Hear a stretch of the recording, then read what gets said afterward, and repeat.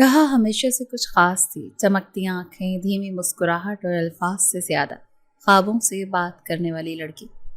17 साल की उम्र में भी उसकी मासूमियत उसके चेहरे पर खुली किताब की तरह लिखी हुई थी।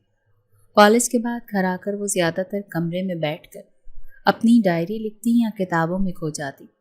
लेकिन उसकी सबसे पसंदीदा मसरूफियत थी एहसन के इंतजार में बैठे रहना। एहसन उसका मंगेतर, जो उससे 7 साल बड़ा था, उसका तायाजात और घर का बड़ा बेटा, बाप की उम्मीद और माँ की दुआ। वो जब दफ्तर से वापस आता तो राहा की आंखों में एक चमक आ जाती, जैसे सारी दुनिया उसकी नजरों में समेट ली हो। दोनों का रिश्ता बचपन से बंधा हुआ था, लेकिन मोहब्बत ने उनकी उम्र के साथ साथ एक नई गहराई इख्तियार कर ली। तुम आज फिर छत पर जाकर आसमान को घूरती रही हो? एहसन ने शाम को चाय का कप हाथ में लिए पूछा, जब वो लॉन में बैठे थे। राहा ने शरारती अंदाज से मुस्कुराकर कहा, हाँ, चांद को देखा था, तुम्हारी शक्ल नजर आ रही थी। एहसन हंसा, बस चांद को बदसूरत कर दिया तुमने। दोनों हंसते रहे, जिस दुनिया की कोई फिक्र ही ना हो। लेकिन एहसन के चेहरे पर हंसी के पीछे कुछ और भी छुपा था, एक ऐसी ख्वाहिश जो उसके दिल में हर वक्त सुलगती थी। वो जानता था कि राहा से बेपनाह मोहब्बत करता है, मगर साथ ही वो ये भी जानता था कि इस मोहब्बत को इस तरह की जिंदगी नहीं दे सकता जिसका वो ख्वाब देखता है। राहा, तुम कभी सोचती हो हम कब तक इस छोटे से घर में रहेंगे? राहा ने कांधे उचकाए, जब तक अल्लाह चाहे। क्यों, तुम्हें तंगी महसूस होती है? नहीं, तंगी नहीं, बस कभी कभी लगता है कि अगर मैं किसी बड़े मुल्क में चला जाता, अमेरिका या यूरोप, तो सब कुछ बदल जाता। राहा ने उसके हाथ पर हाथ रखा, सब कुछ बदल भी जाए, तुम बदल जाओगे क्या? एहसन ने नजरें चुरा ली, नहीं, मैं नहीं, लेकिन मैं तुम्हें वो सब देना चाहता हूँ जिसकी तुम मुस्तहिक हो। तुम्हारे लिए एक बड़ा घर, एक गाड़ी, नौकर, सब कुछ। राहा हंसी, मुझे तुम चाहिए हो एहसन, वो सब नहीं। एहसन उसकी बात पर खामोश हो गया। कुछ ख्वाब ऐसे होते हैं जिन्हें लफ्जों में बयान करना मुश्किल होता है। वो ख्वाब एहसन की आंखों में चुपचाप बैठे थे। अगले दिन दफ्तर में अर्श सुल्तान की आवाज़ बुलंद हो रही थी। वो अपने किसी मुलाजिम पर गुस्सा कर रहा था। एहसन एक कोने में खामोश खड़ा रहा, जैसे हमेशा रहता था। वो जानता था कि अर्श सुल्तान किसी का लिहाज नहीं करता। उसका मिजाज सख्त, नजरें तल्ख और जबान जहरीली थी। अर्श सुल्तान शहर के कामयाब तरीन बिजनेसमैन में से एक था। दौलत की रेल पेल, महंगी गाड़ियां, आलीशान बंगला और हर वक्त बदलते चेहरों वाली लड़कियां उसके गिर्द रहती थी। एहसन उसकी दुनिया को करीब से देखता था, लेकिन दूरी में ही आफियत महसूस करता था। रात को राहा से फोन पर बात करते हुए उसने पहली बार अर्श सुल्तान का जिक्र तफसील से किया। वो मेरे बॉस को जानती हो? राहा ने बेदिली से कहा, जिसके दफ्तर में काम करते हो? हाँ, सुना है, बहुत सख्त इंसान है। सख्त से ज्यादा वो अय्याश है, जालिम भी है, औरतों को खेल समझता है, जैसे शो पीसेस। राहा के माथे पर बल पड़ गए। और तुम उसके लिए काम करते हो? एहसन ने आहिस्ता से कहा, मजबूरी है, नौकरी आसानी से नहीं मिलती। तुम्हारे और मेरे ख्वाबों के बीच अब यही रास्ता है। राहा ने कुछ देर खास सोच कर कहा, मैंने सुना है ऐसे लोग दूसरों की जिंदगी बर्बाद कर देते हैं। तुम जरा होशियार रहना। वादा करो मुझे कभी उसके करीब नहीं होने दोगे। तुम्हें? कभी नहीं। मैं खुद उसके करीब नहीं जाना चाहता। लेकिन एहसन के लहजे में एक अजीब सा इस्तराब था, जैसे वो खुद भी नहीं जानता था कि कल क्या कर बैठेगा। उसी रात राहा ने अपनी डायरी में लिखा, मुझे एहसन पर मुकम्मल यकीन है, लेकिन वो दुनिया जिसके ख्वाब वो देखता है वो बहुत काली है। अगर उसमें उसका हाथ पकड़कर चलना पड़ा तो मैं ज़रूर साथ चलूंगी, लेकिन दुआ यही है कि वो अंधेरों से महफूज रहे। कमरे में खामोशी थी और बाहर बारिश हो रही थी, और अंदर राहा की आंखों में छुपे खौफ ने पहली बार एक अनजाने तूफान को पहचानना शुरू किया था। उसे लगा वो सिर्फ ख्वाब नहीं देख रही, शायद कोई ख्वाब उसका ताक़ुब भी कर रहा है, और वो ख्वाब एहसन के ख्वाब से बिल्कुल मुख्तलिफ था। अगली सुबह कॉलेज गई तो वापसी पर घर का माहौल बदला बदला सा था। उसकी अम्मी बिस्तर पर नीम बेहोश पड़ी थी। तीमारदारी के लिए पड़ोस की खाला हाजरा आई हुई थी। डॉक्टर आ चुका था और तशखीस में कुछ वाज़ेह नहीं कह पाया था, सिर्फ इतना कहा कि उम्र के इस हिस्से में ऐसी कमजोरियां खतरनाक हो सकती हैं। राहा ने अपनी माँ का हाथ थामा और खामोशी से बैठ गई। शाम को जब एहसन दफ्तर से आया तो चाची की तबीयत की खबर सुनकर वो भी परेशान हो गया। उसने चाची के पांव छुए, दुआ ली और एक तरफ बैठ गया। राहा, अम्मी ने कमजोर आवाज में कहा, मेरी एक ख्वाहिश है। राहा जल्दी से झुककर उनके करीब हुई। जी अम्मी, बताएं ना। मैं चाहती हूँ तुम्हें रुखसत होता देख, मेरे जीते जी तुम अपने घर के हो जाओ। ये अल्फाज एहसन के लिए किसी बम से कम न थे। اس نے نظریں چرا لیں اور پھر راحت کے والد کو جاتے دیکھا جو اندر آ کر بولے، احسن بیٹا، ہم سوچ رہے ہیں کہ شادی جلدی کر دیں، تمہارے ابو سے بات ہو گئی ہے؟ احسن نے آہستہ سے کہا، جی میں ابو سے بات کرتا ہوں۔ وہ کمرے سے باہر نکلا اور اپنے والدین سے بات کی۔ والدین نے فوراً خوشی ظاہر کی، آخرکار ہماری بہو گھر آ جائے گی، تم دونوں بچپن سے ساتھ ہو، اب دیر کیسی؟ احسن خاموش رہا، وہ اس حالت میں شادی سے انکار نہیں کر سکتا تھا۔ اگلے دن نانی، ماموں اور دوسرے رشتہ داروں کو اطلاع دی گئی۔ نکاح کی تاریخ طے کرنے کی بات چلی۔ راحت خوشی سے جھوم رہی تھی، جیسے بچپن کا خواب سچ ہونے والا ہو۔ شادی کی تیاریاں آغاز میں تھیں، لیکن مالی مسائل راستے میں دیوار بننے لگے۔ احسن کی ماں نے کہا، بیٹا ہم چاہتے ہیں تمہاری شادی دھوم دھام سے ہو، سادگی سے نہیں۔ احسن نے کاندھے جھٹک کر کہا، امی آپ کو تو پتا ہے سیلری محدود ہے، تو آفس سے لون لے لوں نا، تمہیں پچھلے ہفتے ہی تو بونس ملا ہے۔ امی لون ایسے نہیں ملتا بیٹا، تم نے اپنے باس کی بہت مدد کی ہے، وہ احسان مانتا ہے، جا کر بات کرو، شاید مان جائے۔ یہی بات احسن کے دماغ میں اٹک گئی۔ اسے یاد آیا کہ کچھ ہفتے پہلے اس نے عرش سلطان کے دشمنوں سے اہم فائل چوری کرنے والے ایک ملازم کو رنگے ہاتھوں پکڑوایا تھا۔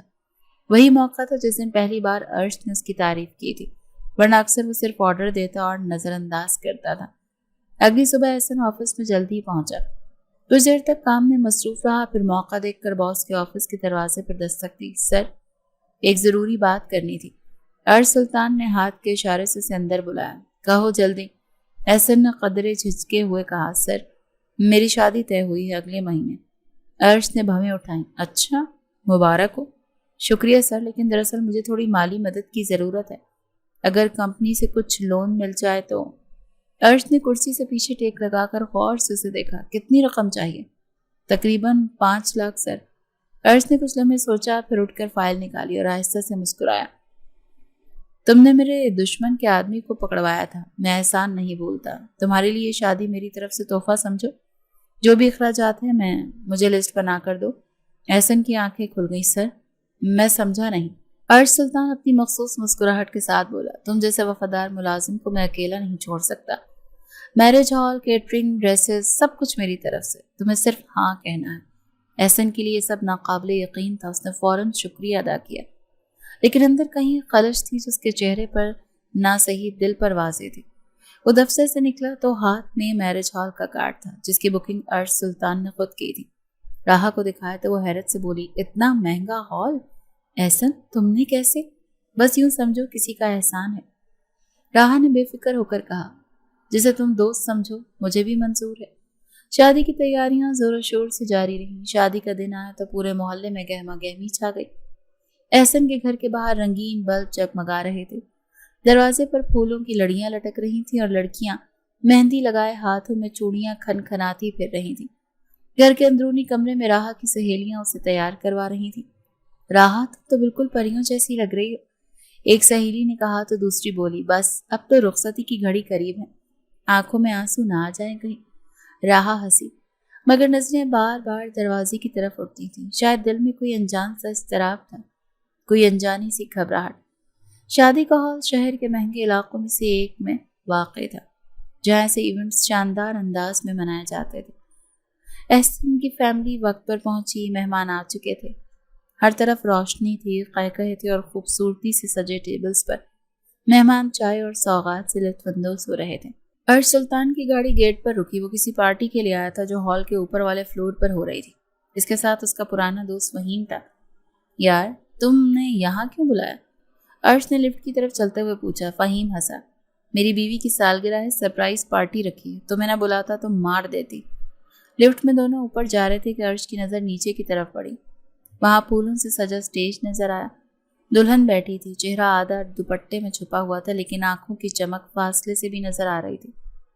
عرش کچھ پل کے لیے رک گیا۔ یہ نیچے شادی ہو رہی ہے؟ فہیم نے بھی نیچے جھانکا۔ ہاں، لگتا ہے کوئی عام فیملی ہے، مگر ہال خوب بکا ہے، سجاوٹ اچھی ہے۔ عرش سلطان کچھ کہے بغیر لفٹ سے باہر نکلا اور واپس نیچے طرف چل دیا۔ فہیم پیچھے سے آوازیں دیتا رہا، مگر وہ نہیں رکا۔ سیڑھیوں سے اتر کر شادی والے ہال میں داخل ہوا، جہاں احسن اپنے کسی دوست سے بات کر رہا تھا۔ عرش کو دیکھ کر احسن کی آنکھیں حیرت سے کھل گئیں۔ سر آپ یہاں؟ ہاں، اوپر پارٹی تھی، لیکن سوچا نیچے ذرا تمہاری خوشیوں میں بھی شامل ہو جاؤں۔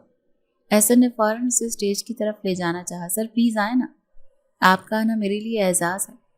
اسٹیج پر جا کر عرش نے راحہ کو پہلی بار قریب سے دیکھا۔ سفید اور سنہری جوڑے میں وہ کسی مجسمے جیسی لگ رہی تھی۔ نظریں جھکی تھی مگر چہرے کی نزاکت اور سادگی دیکھ کر عرش تو کچھ لمحوں کے لیے مبہوت رہ گیا۔ اس نے راحہ کو سلام کیا جو آہستہ سے سر ہلا کر خاموش رہی۔ مبارک ہو دلہن صاحبہ۔ اس کے لبوں پر عجیب سی مسکراہٹ آئی۔ وہ چند سیکنڈ اور رک کر نیچے اترا اور خاموشی سے ہال سے باہر نکل آیا۔ باہر آ کر اس نے اپنا موبائل نکالا اور ایک نمبر ڈائل کیا۔ زاہد کہاں ہو؟ سر آفس سے نکل رہا ہوں، ابھی میرے پاس آؤ، شادی میں ہوں، بات کرنی ہے۔ تقریباً 20 منٹ کے بعد زاہد اس کے ساتھ گاڑی میں بیٹھا تھا۔ سر خیریت؟ آپ اتنی بڑی پارٹی چھوڑ کر یہاں کیوں آئے؟ عرش نے سگریٹ سلگایا، کھڑکی سے باہر دیکھتے ہوئے بولا، ایک لڑکی دیکھی ہے، دل پر نقش ہو گئی ہے۔ کون؟ میری کمپنی کا وہی ملازم احسن، اس کی بیوی۔ زاہد نے چونک کر کہا، راحہ؟ ہاں وہ، اس کی آنکھوں میں وہ خاموشی ہے جو مجھے بے چین کرتی ہے۔ زاہد خاموش رہا۔ عرش کی نظروں میں کچھ اور ہی رنگ تھا۔ عرش نے ایک بار پھر سگریٹ کا کش لیا۔ مجھے چاہیے وہ لڑکی، بس۔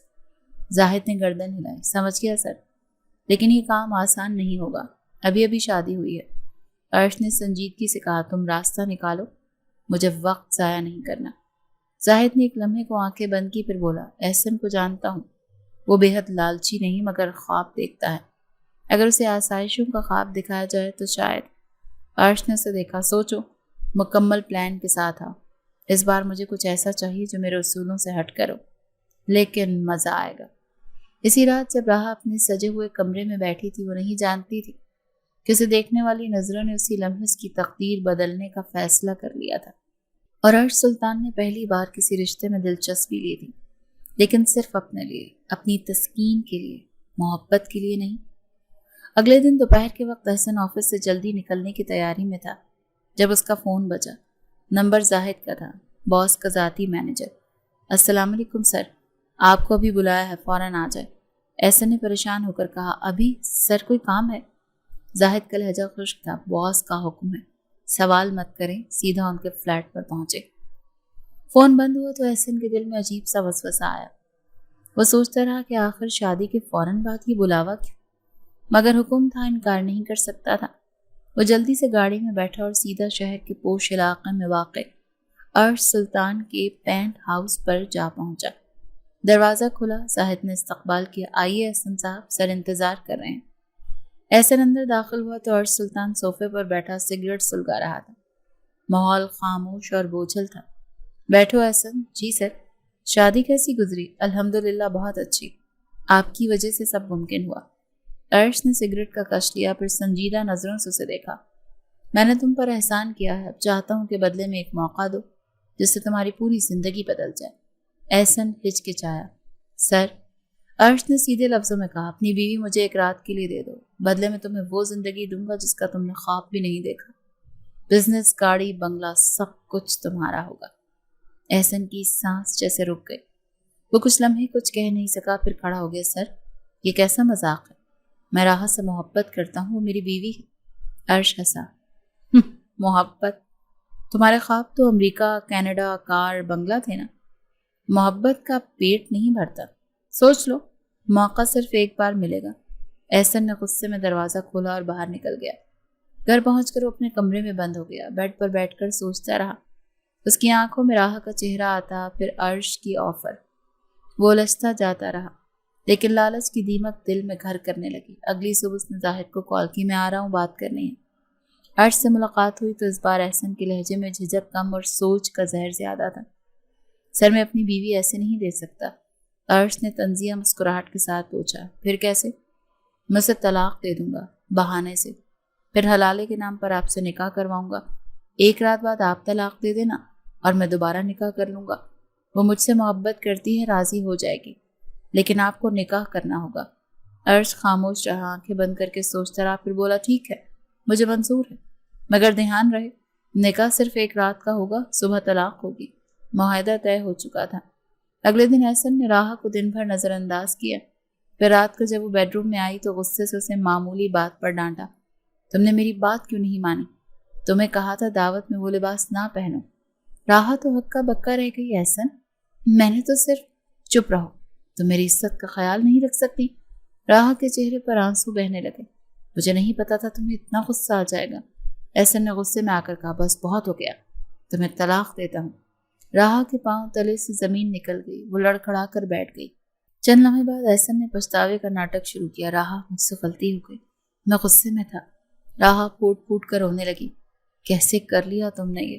ہماری نئی نئی شادی تھی۔ احسن نے اس کے قریب بیٹھ کر کہا، سنو، ہم حلالہ کریں گے، ایک قریبی دوست ہے، شریف انسان، اس سے نکاح کرو، صبح طلاق لے لینا، اور ہم دوبارہ نکاح کر لیں گے، کسی کو کچھ نہیں بتانا۔ راہا نے منع کیا، میں یہ سب نہیں کر سکتی احسن، مجھے وقت دو، تم مجھ سے محبت کرتی ہو نا؟ راہا نے روتے ہوئے سر ہلایا، تو پھر یہ قدم بھی ہماری محبت کے لیے ہی ہے۔ وہ رات راہا کے لیے سب کچھ بکھیر گئی، اور احسن کے لیے پہلا قدم تھا اس دنیا کی طرف جہاں رشتے سودے بنتے ہیں۔ صبح احسن نے زاہد کو فون کیا، بتا دو باس کو آج رات تیار رہے۔ نقاب تیار تھا، معصومیت بکنے جا رہی تھی اور سودا مکمل ہو چکا تھا۔ راہا کو کچھ پتہ نہ تھا کہ جس حلالے کو اسے کہا گیا ہے وہ صرف نکاح نہیں، زندگی کا سب سے بڑا دھوکہ بننے والا ہے۔ شام کے وقت احسن نے سب کو بتایا کہ وہ راہا کو تھوڑی دیر کے لیے باہر لے کر جا رہا ہے، تھوڑی سی ٹھنڈک اور ماحول کی تبدیلی کے لیے۔ راہا نے ہچکچاتے ہوئے اجازت مانگی تو احسن کی ماں نے کہا، نئی دلہن ہو، گھوم پھر لو لیکن جلدی واپس آ جانا۔ احسن نے اسے گاڑی میں بٹھا کر شہر کے ایک پوش علاقے میں لے گیا۔ راہا نے راستے میں کئی بار پوچھا، ہم کہاں جا رہے ہیں؟ احسن نے ہر بار ٹال دیا، بس تھوڑی دیر کام ہے، پھر واپس آ جائیں گے۔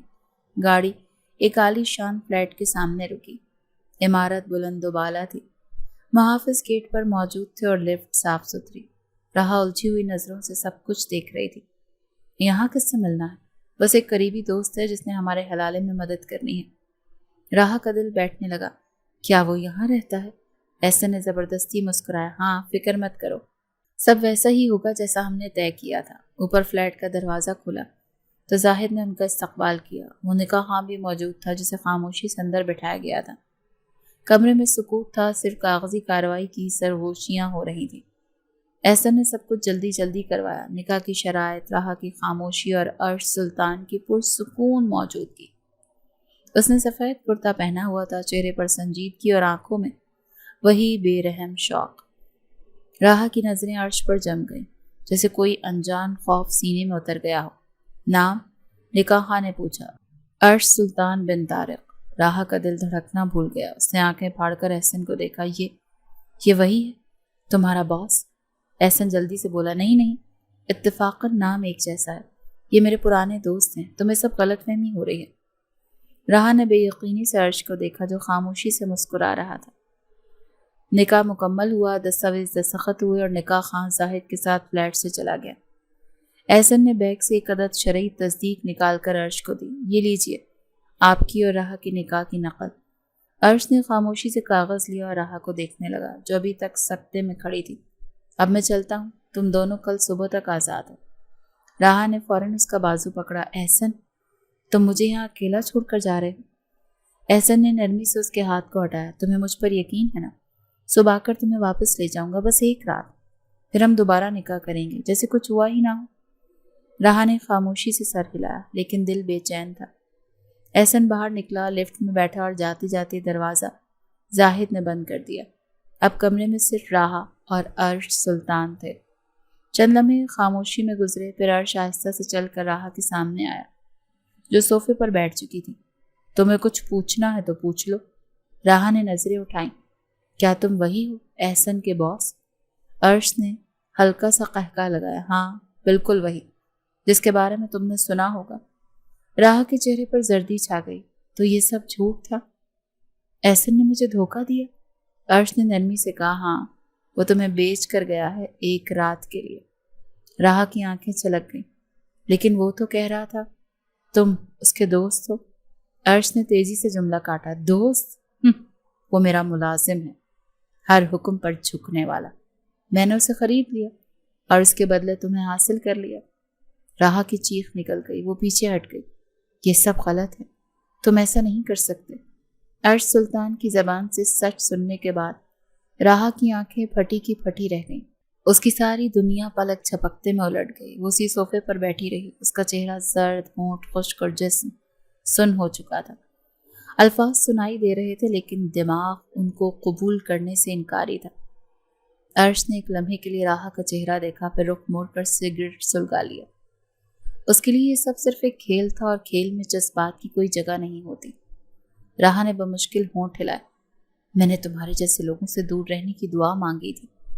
अर्श ने सिगरेट का कश लेते हुए कहा, और दुआ का जवाब यह है कि तुम मेरे पास हो, मेरे निकाह में। राहा ने चीखना चाहा, कुछ कहना चाहा, मगर उसके अंदर की चीख बाहर आने से पहले ही घुट गई। चंद लम्हे बाद उसका सांस बेतरतीब हुआ और वो बेहोश होकर फर्श पर गिर गई।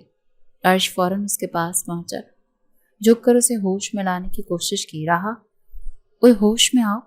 चेहरे पर पानी के छींटे मारे, लेकिन कोई रद्द अमल न आया। चंद लम्हे वो उलझन में खड़ा रहा, फिर फोन निकाला और जाहिद को कॉल की।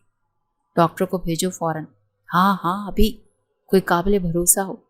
आधे घंटे में एक प्राइवेट डॉक्टर आया, जिसने मुआयना करके बताया शदीद जहनी सदमा लगा है, कुछ देर में खुद ही होश में आ जाएंगी, बस सुकून चाहिए। डॉक्टर चला गया। अर्श ने कमरे की लाइट मध्यम कर दी, खिड़की के पर्दे गिरा दिए और राहा को बेड पर लिटा दिया। वो खुद बैल्कनी में आकर बैठ गया और सिगरेट सुलगा कर फिजा में धुआं छोड़ने लगा। रात के आखिरी पहर राहा को होश आया। उसने धीरे से आंखें खोली और इर्द गिर्द का जायजा लिया। अगले लम्हे दरवाज़ा खुला और अर्श अंदर आया। होश आ गया? राहा ने चौंक कर पीछे हटना चाहा। तुम मेरे करीब मत आना। अर्श ने दरवाज़ा बंद किया। मैं तुम्हारे करीब आया भी नहीं, राहा ने सख्त लहजे में कहा। मेरी इज्जत, मेरा एतमाद तुमने सब तोड़ दिया। क्या मिला तुम्हें? अर्श ने संजीदगी से कहा। अभी कुछ नहीं, लेकिन तुम अगर ताउन करो तो ये रात पुरसुकून गुजर सकती है। राहा खड़ी हो गई। मैं तुम जैसे शख्स से किसी किस्म का ताउन नहीं कर सकती। तुमने मुझे बेचा, इस्तेमाल करने के लिए निकाह का लिबादा ओढ़ा। मैं कोई खिलौना नहीं। अर्श आगे बढ़ा, लेकिन राहा ने मेज पर पड़ा गुलदान उठाया और पूरी ताकत से उसकी तरफ फेंक दिया। गुलदान सीधा जाकर अर्श के माथे पर लगा। शीशे की किरचियां और खून एक साथ बहने लगे। वो एक कदम पीछे हटा, माथे पर हाथ रखा और गुस्से से राहा को घूरने लगा।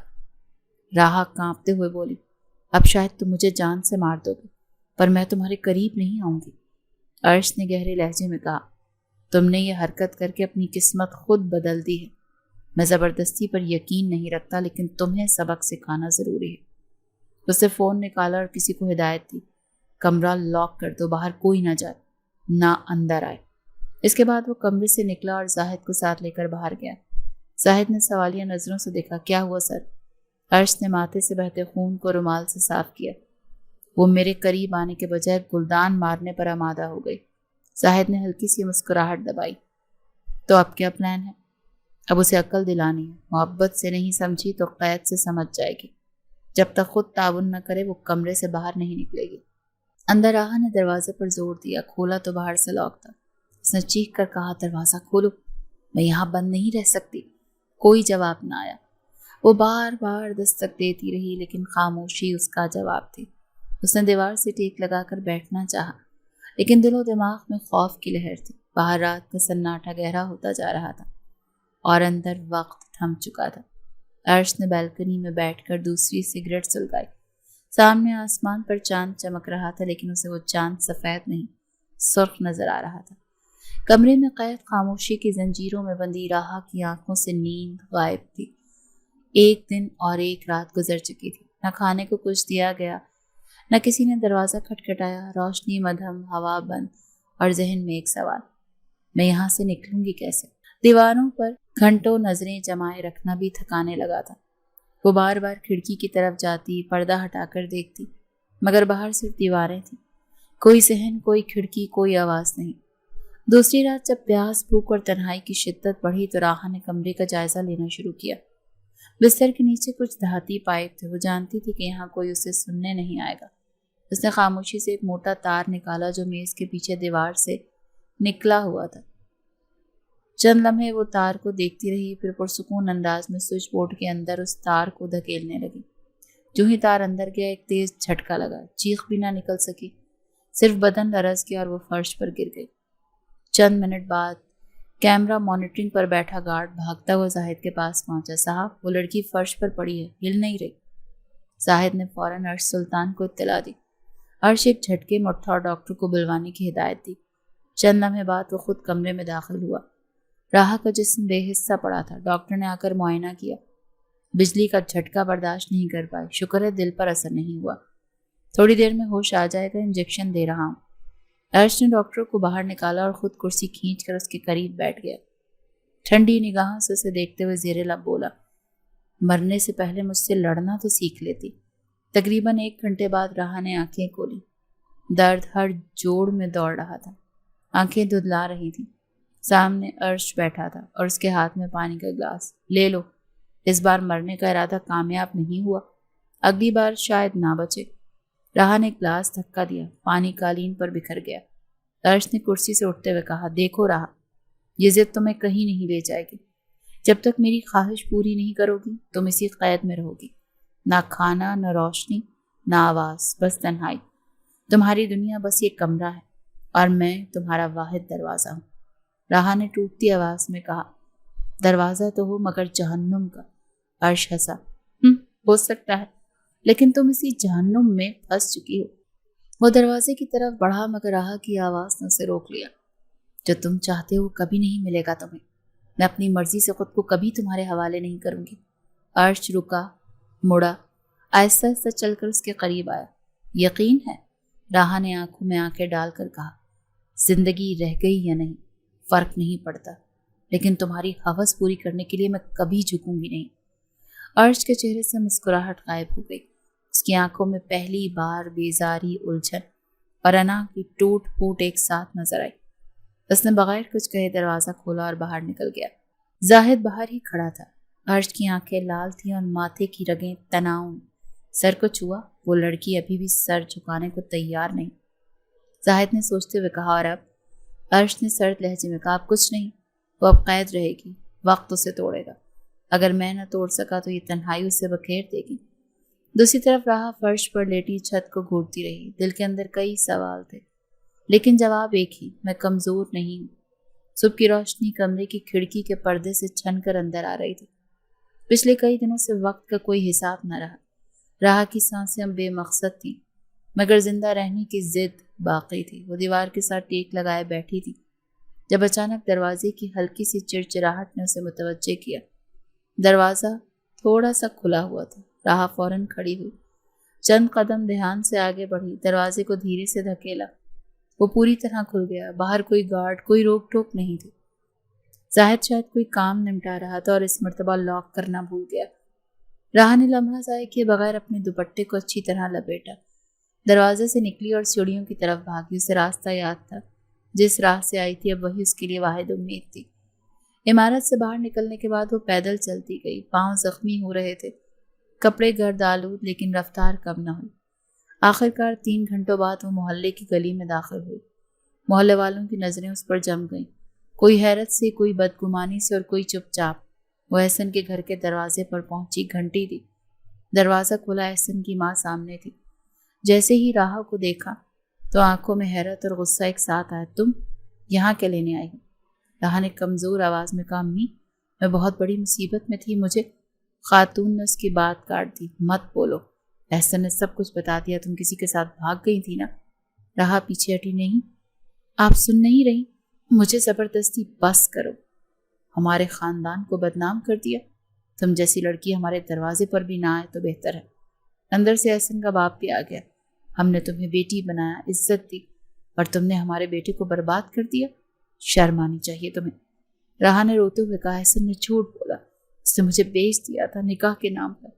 احسن کی ماں نے دروازہ بند کرتے ہوئے کہا، آپ نئی کہانی نہ سنا، دفع ہو جاؤ یہاں سے ورنہ پولیس کو بلوا لوں گی۔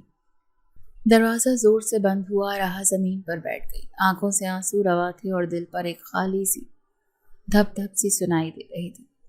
کچھ دیر وہ وہیں بیٹھی رہی، گلی سنسان ہوتی گئی۔ چند ہمسایہ عورتوں نے کھڑکیوں سے جھانک کر آپس میں سرگوشیاں کی۔ راحہ نے خود کو سنبھالا، آہستہ آہستہ اٹھی اور دوسری گلی کی طرف بڑھ گئی۔ اسے کہیں جانا تھا، لیکن کہاں، اس کا اندازہ نہیں تھا۔ دوپہر کے وقت وہ محلے کے پرانے قبرستان کے قریب پہنچی۔ ایک بزرگ فقیر وہاں بیٹھا تھا جو اکثر جنازوں پر دعا کرتا تھا۔ اس نے راحہ کو پہچان لیا۔ بیٹیا، تم راحہ ہو نا؟ راحہ رک گئی۔ ہاں چاچا۔ بزرگ نے سانس بھری، تمہاری ماں کی وفات ہو گئی، 2 ہفتے ہو چکے، جنازے میں سب محلے والے آئے تھے، تمہارا بہت انتظار کیا پر تم نہ آئی۔ راہا کے پیروں تلے زمین کھسک گئی، خاموشی سے بیٹھ گئی، سر گھٹنوں میں دے دیا۔ آنکھوں سے آنسو نہیں نکل رہے تھے، شاید خشک ہو چکے تھے۔ شام ہونے لگی۔ راہا نے قبرستان میں قدم رکھا اور ماں کی قبر ڈھونڈنی شروع کی۔ کچھ دیر میں اسے کچی قبر کے کنارے وہی سبز چادر نظر آئی جو اس کی امی کو پسند تھی۔ وہ قبر کے سامنے بیٹھ گئی، چپ چاپ، جیسے کوئی گلہ نہ ہو، صرف ایک خاموش معافی۔ امی، مجھے معاف کر دینا، میں آئی تو تھی لیکن دیر ہو گئی۔ شام کی اذان کی آواز فضا میں گونجی، پر راہا کے لیے وقت تھم چکا تھا۔ اسے اپنا گھر تھا، نہ کوئی رشتہ، نہ نام۔ وہ ایک سائے میں بدل چکی تھی جو شہر کی گلیوں میں تنہا پھرتا ہے۔ رات کا وقت تھا، شہر کی ایک سنسان سڑک پر راہا ایک چادر لپیٹے کسی پرانے بس اسٹاپ کے بینچ پر بیٹھی تھی۔ ایک کالی وین رکی، 2 آدمی اترے، ایک آگے بڑھتا ہے۔ وہ لڑکی، یہاں کیا کر رہی ہوں؟ راہا نے نظریں جھکائیں، جواب نہ دیا۔ دوسرا آدمی بولا، چل جلدی، ہمارے ساتھ چل۔ راہا پیچھے ہٹنے لگی لیکن وہ دونوں اس کے قریب آ گئے۔ ہاتھ پکڑنے کی کوشش کی ہی تھی کہ ایک کالے رنگ کی گاڑی زور سے رکی۔ دروازہ کھلا، عرش سلطان گاڑی سے نکلا۔ بالوں میں ہوا اڑ رہی تھی، آنکھوں میں غصہ۔ اس نے ان دونوں آدمیوں کو دیکھتے ہی چیخا، ہاتھ ہٹاؤ اس سے۔ دونوں پیچھے ہٹے لیکن ایک نے مزاحمت کی۔ عرش نے مکے سے سیدھا اس کے جبڑے پر وار کیا۔ دوسرا بھاگنے لگا۔ محافظ ساتھ تھے جنہوں نے دونوں کو قابو میں لے لیا۔ راہا چپ چاپ کھڑی رہی، نہ خوف، نہ سوال، نہ حیرت۔ عرش نے اس کے قریب جا کر کہا، چلو یہاں سے، چلو۔ اس بار راہا نے کوئی مزاحمت نہیں کی، وہ خاموشی سے گاڑی میں بیٹھ گئی۔ عرش کے فلیٹ پر پہنچ کر زاہد نے دروازہ کھولا لیکن حیران تھا کہ راہا خود چلتی ہوئی اندر داخل ہوئی۔ وہ صوفے پر بیٹھ گئی، نظریں جھکائے۔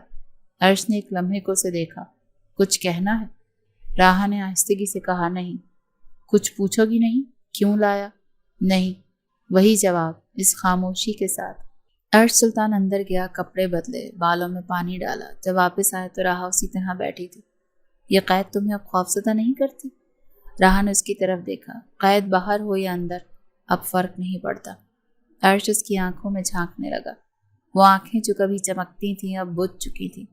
وہ جسم جو لرزتا تھا اب بے حس ہو چکا تھا۔ میں اب بھی زبردستی نہیں کروں گا راہا، کرو بھی تو کیا فرق پڑے گا؟ عرش نے لمحے بھر کو کچھ کہنا چاہا مگر پھر رک گیا۔ رات ڈھلنے لگی، کمرے میں راہا خاموشی سے بستر پر لیٹ گئی، دروازہ بند نہیں کیا۔ نہ وہ سوال، نہ اعتراض۔ عرش کچھ لمحے کمرے کے دروازے پر کھڑا رہا، پھر اندر داخل ہوا۔ اس رات نہ چیخ سنی گئی، نہ مزاحمت ہوئی، صرف ایک بے جان خاموشی میں وہ لمحے گزرے جو دونوں کو کہیں نہ کہیں بدل گئے۔ جب سورج کی پہلی روشنی کمرے میں اتری، راہا جاگ رہی تھی۔ وہ بیڈ سے اٹھی، دھیرے سے سامنے آ کر کھڑی ہوئی جہاں عرش کافی بنا رہا تھا۔ میں ایک بات کہنا چاہتی ہوں۔ عرش نے گردن موڑی، کہو۔ راہا نے نظریں نیچی رکھی، مجھے طلاق مت دینا۔ ابھی نہیں۔ عرش نے چونک کر پوچھا، کیوں؟ تم تو آزادی چاہتی تھی۔ ابھی کوئی جگہ نہیں ہے میرے پاس، کوئی نام نہیں، کوئی پہچان نہیں۔ اگر تم طلاق دو گے تو میں کہیں کی نہیں رہوں گی۔ عرش نے کپ میں چمچ ہلاتے ہوئے کہا، تم اب اپنے حق میں بات کر رہی ہو؟ راہا نے دھیرے سے کہا، میں بس کچھ دن اور رہنا چاہتی ہوں، جب تک اپنی جگہ تلاش نہ کر لوں۔ عرش نے سر ہلایا، ٹھیک ہے، جب تم کہو گی تب طلاق دے دوں گا، تب تک تم یہیں رہو گی۔ راہا نے ایک سرد سانس لی اور کمرے میں واپس چلی گئی۔ دروازہ اس بار اس نے خود بند کیا لیکن اندر کی الجھن اب بھی کھلی ہوئی تھی۔ صبح کی روشنی کھڑکی کے پردوں سے چھن کر فلیٹ کے ڈرائنگ روم میں پھیل رہی تھی۔ عرش سلطان صوفے پر بیٹھا تھا، موبائل ہاتھ میں لیے۔ اس نے راہا کی بات کو ذہن میں رکھا۔ چند گھنٹے بعد ایک نمبر ڈائل کیا، احسن کا نمبر، جو کافی دنوں سے بند جا رہا تھا۔ اس بار فون اٹھا لیا گیا لیکن دوسری طرف سے کسی اجنبی مرد کی آواز آئی، یہ نمبر احسن بن فرحان کا ہے؟ عرش نے کہا، ہاں، میں عرش سلطان بات کر رہا ہوں، تو آپ کو اطلاع دی جائے۔ وہ اس وقت پولیس کسٹڈی میں ایک مالیاتی فراڈ کے کیس میں گرفتار ہے۔ کیس کا پروسیس چل رہا ہے اور ممکن ہے کچھ دنوں میں جیل ٹرانسفر ہو جائے۔ عرش نے فون بند کیا، موبائل میں اس پر رکھا اور چند لمحے سوچ میں ڈوبا رہا۔ اس کی توقع یہی تھی کہ احسن کسی نہ کسی دن خود اپنے انجام کو پہنچے گا، لیکن یہ جلدی ہو گیا۔ وہ کچن کی طرف بڑھا، کافی بنائی اور سوچنے لگا اب راہا کو کیا بتایا جائے۔ ابھی وہ اسی خیال میں تھا کہ راہا کمرے سے نکلی۔ اس کے بال کھلے تھے، چہرہ تھکا ہوا مگر اب پہلے سے زیادہ مطمئن لگ رہی تھی۔ آپ بات کر پائے اس سے؟ عرش نے کہا، ہاں کر لی، وہ اس وقت حوالات میں ہے، کچھ دن باہر نہیں آئے گا۔ راہا نے کچھ لمحے چپ رہنے کے بعد پوچھا، کیا اس نے کچھ کہا میرے بارے میں؟ عرش نے سنجیدگی سے کہا، اس نے تمہارا ذکر نہیں کیا۔ پولیس والے کہہ رہے تھے کہ وہ مالی دھوکہ دہی میں پکڑا گیا۔ راہا خاموشی سے سر جھکا کر میز پر بیٹھ گئی۔ کچھ لمحوں بعد وہ بولی، مجھے کچھ دن یہاں رہنے دیں، پھر چلی جاؤں گی ہمیشہ کے لیے۔ عرش نے ہلکے لہجے میں کہا، تمہاری مرضی۔ اسی روز سے راہا نے خود کو بدلنا شروع کیا۔ وہ فلیٹ کی صفائی میں ہاتھ بٹانے لگی، کچن میں چھوٹے موٹے کام کرتی اور خود کو مصروف رکھنے کی کوشش کرتی۔ عرش خاموشی سے یہ سب دیکھتا لیکن کچھ نہ کہتا۔ 2 دن بعد عرش سلطان ایک میٹنگ سے واپس آیا تو تھکن اس کے چہرے سے واضح تھی۔ وہ صوفے پر بیٹھا جوتے اتارنے کی کوشش کر رہا تھا جب راہا پانی لے کر آئی۔ یہ لیجئے، تھک گئے ہیں شاید۔ عرش نے شیشے کا گلاس لیا، حیرت بھری نظروں سے اسے دیکھا لیکن کوئی بات نہ کی۔ وہ اندر کمرے میں چلا گیا اور راہا واپس کچن میں چلی گئی۔ اگلی صبح عرش کی طبیعت کچھ بوچھل تھی۔ ناشتہ تیار پایا تو چونکا۔ میز پر پراٹھے، انڈا اور چائے رکھے تھے۔ راہا کچن سے نکلی، آپ کو بخار سا لگ رہا ہے، دوا لے لیجیے گا۔ عرش نے ایک پل کو کچھ کہنے کے لیے زبان کھولی پھر بند کر دی۔ اس کے دل میں پہلی بار ایک عجیب سا نرم سا تاثر پیدا ہوا۔ یہ وہی لڑکی تھی جو گلدان مار چکی تھی اور آج اس کی خدمت کر رہی تھی۔ چند دن بعد عرش کا بخار بڑھ گیا۔ ڈاکٹر نے بیڈ ریسٹ تجویز کیا۔ راہا اس دوران دن رات اس کی تیمارداری کرتی رہی۔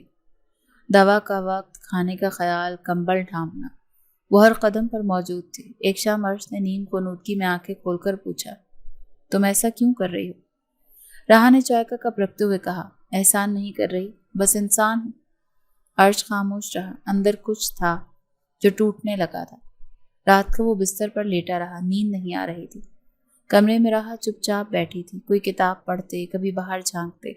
وقت جیسے رک سا گیا۔ راہا، وہ چونک کر اس کی طرف متوجہ ہوئی۔ جی؟ کبھی سوچا ہے اگر وہ شخص تمہیں بیچ نہ دیتا تو تمہاری زندگی کیسی ہوتی؟ راہا نے کتاب بند کی۔ شاید بہتر ہوتی یا شاید اور بری۔ آپ سوچنے کا کیا فائدہ؟ عرش نے آہستگی سے کہا، تم نے احسن کو چھوڑ دیا؟ راہا نے مختصر جواب دیا، اس نے مجھے چھوڑ دیا تھا، میں نے بس خود کو سنبھالا ہے۔ کمرے میں خاموشی پھیل گئی۔ عرش سلطان اب مکمل طور پر صحتیاب ہو چکا تھا۔ 3 ہفتوں کے بیڈ ریسٹ کے بعد وہ دوبارہ وہی مضبوط، باروب شخصیت بن چکا تھا، مگر کچھ تو ضرور تھا جو بدل چکا تھا۔ وہ جو پہلے دنوں میں صرف طاقت کے نشے میں بولا کرتا تھا، اب خاموشی میں ڈوب کر سوچنے لگا تھا۔ راہا ابھی بھی اسی فلیٹ میں رہ رہی تھی۔ اس نے اب اپنے لیے علیحدہ کمرہ بنا لیا تھا، جہاں صبح سے شام تک کتابیں، چھوٹے پودوں کی دیکھ بھال اور تھوڑا بہت کچن کا کام اس کی روٹین بن چکی تھی۔ ایک شام عرش سلطان اپنے بیڈ روم کے آئینے کے سامنے کھڑا اپنے کالر درست کر رہا تھا۔ شیونگ بالکل تازہ، پرفیوم کی خوشبو خاصی مہنگی تھی۔ زاہد نے اندر جھانکا، سر آج خاص اہتمام ہے، کہیں جا رہے ہیں؟ عرش نے آئینے میں دیکھتے ہوئے کہا، نہیں، آج کہیں نہیں جانا، بس کچھ کہنا ہے کسی سے۔ زاہد نے پلکیں جھپکائیں، راہا سے؟ عرش نے مختصر سا جواب دیا، ہاں۔ زاہد اندر داخل ہوئے، سر ایک بات کہوں، آپ بدل گئے ہیں۔ پہلے آپ کے چہرے پر جو غرور ہوتا تھا، اب شاید تھوڑا احساس آ گیا ہے۔ عرش مسکرایا۔ کبھی کبھی انسان جسے صرف ایک کھیل سمجھتا ہے، وہی چیز زندگی کا سب سے سنجیدہ سوال بن جاتی ہے۔ نیچے لاؤنج میں راہا میز پر تازہ گلاب رکھ رہی تھی۔ عرش خاموشی سے نیچے آیا۔ آج وہ پہلی بار سادہ شلوار قمیص میں نظر آیا، جیسے کوئی عام شخص۔ راہا، کچھ بات کرنی ہے تم سے؟ راہا نے چونک کر اسے دیکھا، پھر کرسی پر بیٹھ گئی۔ جی؟